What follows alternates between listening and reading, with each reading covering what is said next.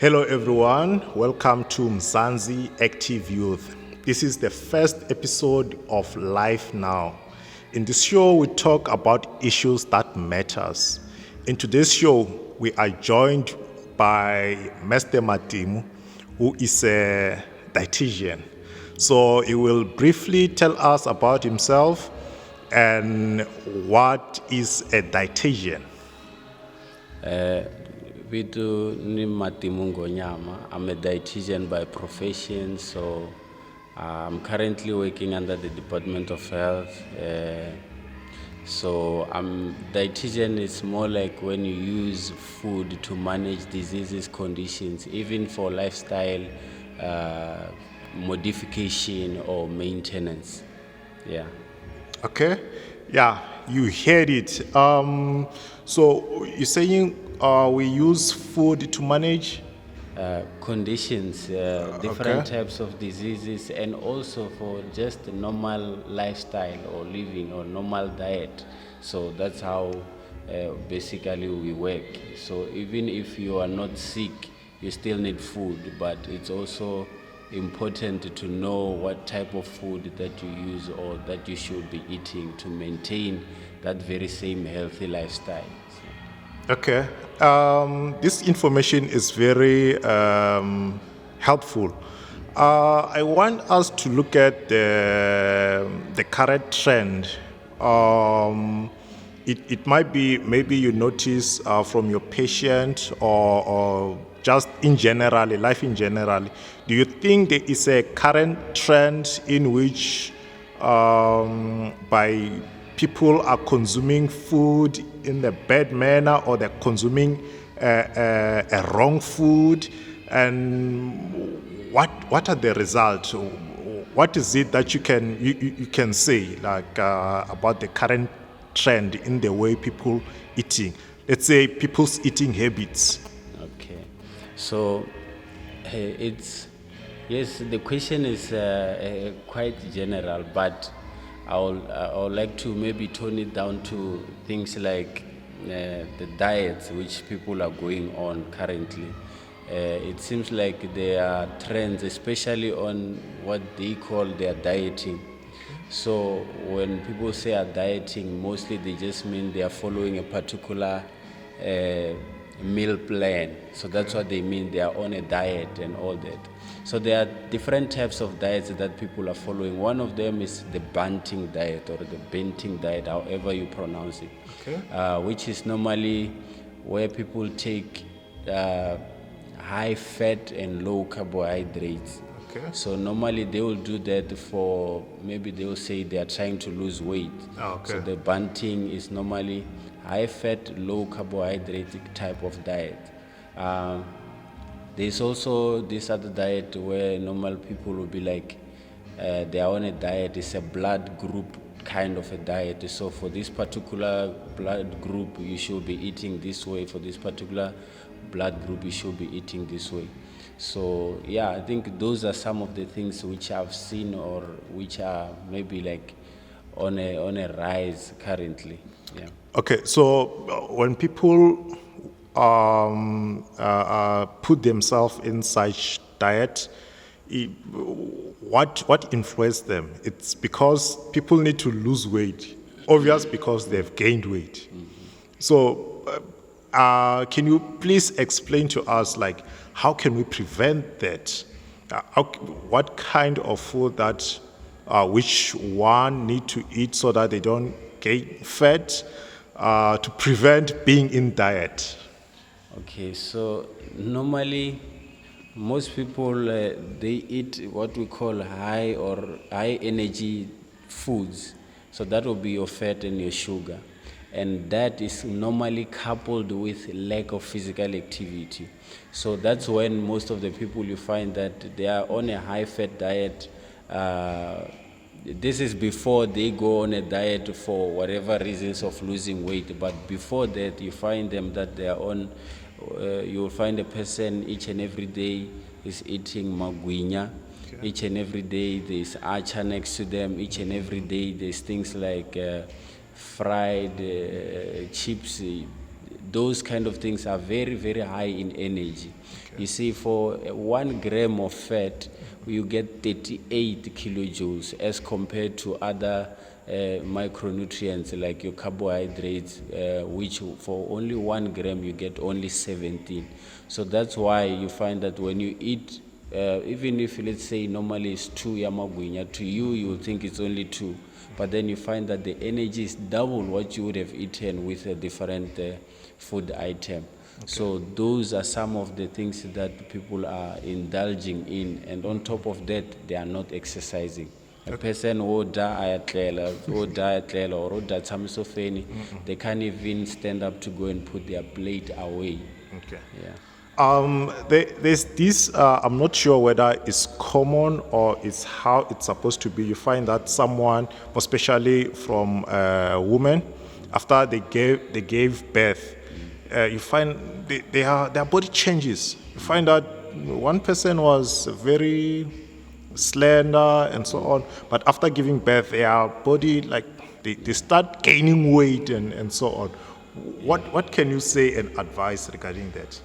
Okay, so firstly, that is a normal physiological reaction to pregnancy.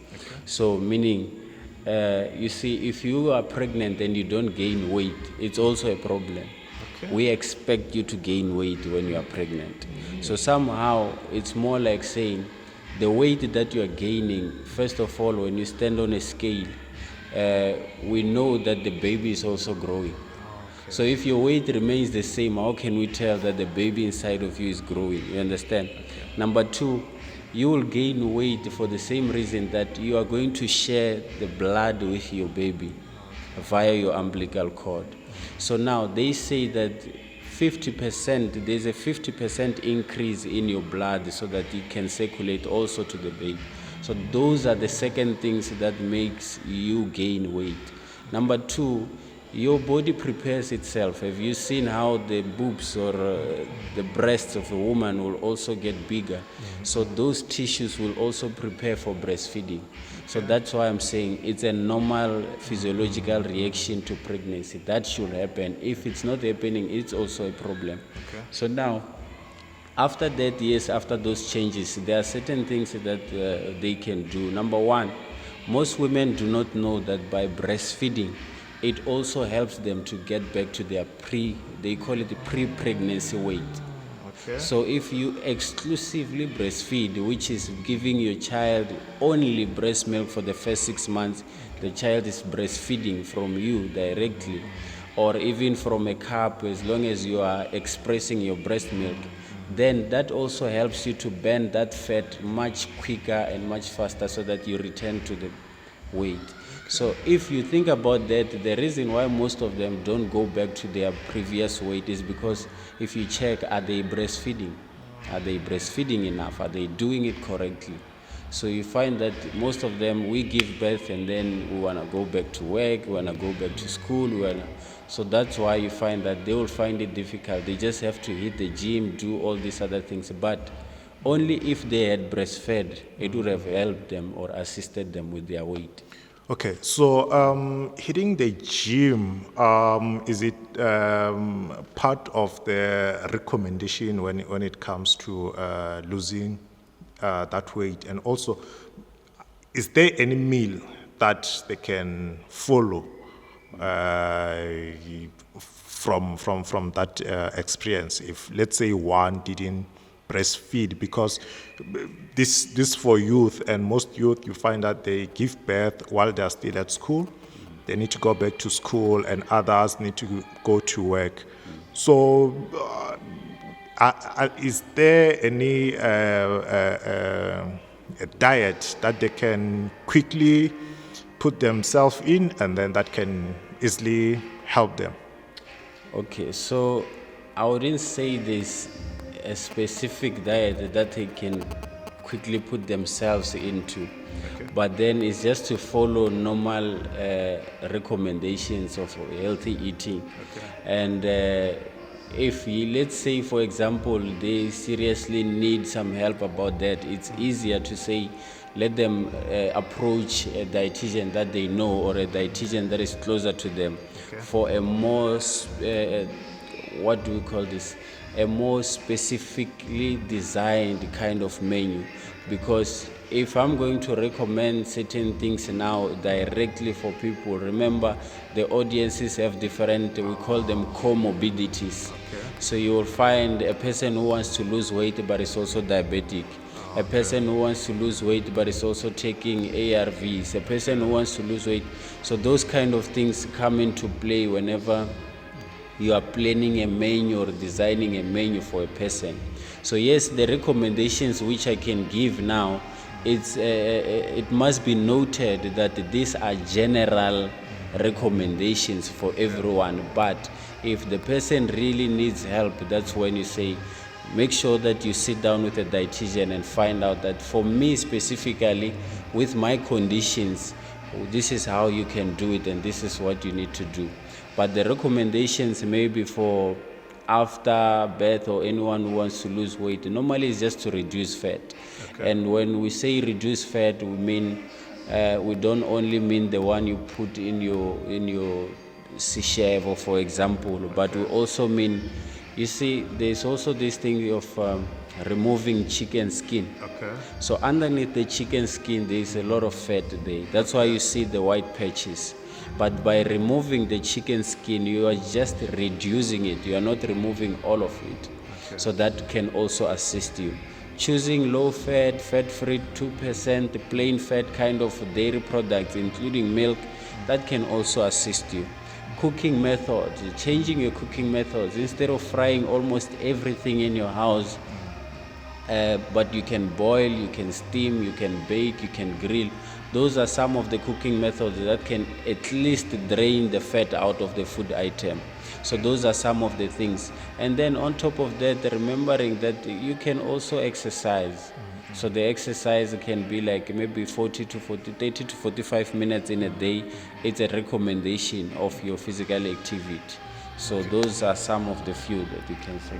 Yeah, it seems like you are an information hub. So because our show is very, very short, I will recommend if the viewers can maybe put questions on the comment section, and then because one other thing that we wish to tell our viewers is that you'll be the producer for our next shows and for all our shows from the next show. So hopefully when they do comment on the show, you'll be the one who notice those comments and you'll be able to assist them. So what can be the last words that you can advise to youth regarding the current trend in us gaining weight and so on? Okay. One thing I think that is worth noting, especially from youth, is that the fact that we call them technologically savvy, they can go and read. But then the thing is, there is a difference between me as a professional or a professional and somebody who just goes to the internet and looking for information. So mostly, if it's a professional, you know that whenever you read information, we read what we call peer-reviewed research studies kind of things. Unlike Wikipedia kind of information. I was taught that normally Wikipedia, anyone can edit information, including yourself. If you feel like you have some information you want to share, you can go to Wikipedia and add what maybe your experience. But that does not mean the information has been tested and went through what we call peer reviewed. So those are some of the difference. So because they have their phones in their hand, they try each and everything that comes along on their screen. So it's also good to always, even if you meet something there, to just make sure that at least you analyze it to a point that you can ask somebody who knows about it to say, I've came across something like this and this and this. Is it okay now? Is it good for me? Is it not now? Those kind of things. Because if I look at it like bunting, a person cannot live for long in a high-fat diet. It's highly unlikely because your veins are going to block. Where is that fat going to go? they're going to block your veins at some point. So yes, that's all I can say in advice. Make sure that whatever information you research, it's peer reviewed or at least recommended by professionals, or get a second opinion if we say. Okay, yeah, you heard it from our dietitian, Mr. Matimu Nghonyama, and from me, Raynold Nghala. This is Life Now. We'll be talking more about issues that matters the most. So please follow us, subscribe to our YouTube channel, hit the icon, the bell icon, so that whenever we upload new episode, you get the notification. So also for more information regarding the interviews, and we'll try to put some of the information that he was presenting to us because it's too much. We'll try to break it down and upload it on our website, which is www.mzanziactiveyouth.co.za. Yeah, from me, it's bye-bye. What is up, everyone? I am Nghala, and I am one of your hosts here on Mzansi Active Youth. And I am not alone. I am with my co-host. Exciting Chanjani, when I see your boy J.R. Zuma, aka Cheese the Party Master from next door, and we the host of The Talk with J.R. Zuma and Nghala. You guys can catch us on The Talk, where we have interviews with up-and-coming young active youth here in Phalaborwa, showcasing all their talents and what they do. You can find us on the show Mzansi Active Youth every Friday, where we showcase youngsters' talents and the things that they are passionate about. We also bring you the latest trends and news that's going around in South Africa and here in Phalaborwa. If you want to come to the show, you can hit us up on Facebook or maybe Instagram. It's Mzansi Active Youth. It's J.R. Zuma. If you want to follow us, you can follow us on Mzansi Active Youth on Facebook, Instagram, Twitter, and YouTube. You can also press the button, subscribing button. Money, it's J.R. Zuma on Facebook. We also have a website at www.mzansiactiveyouth.co.za. You can find me on Instagram at _how.l.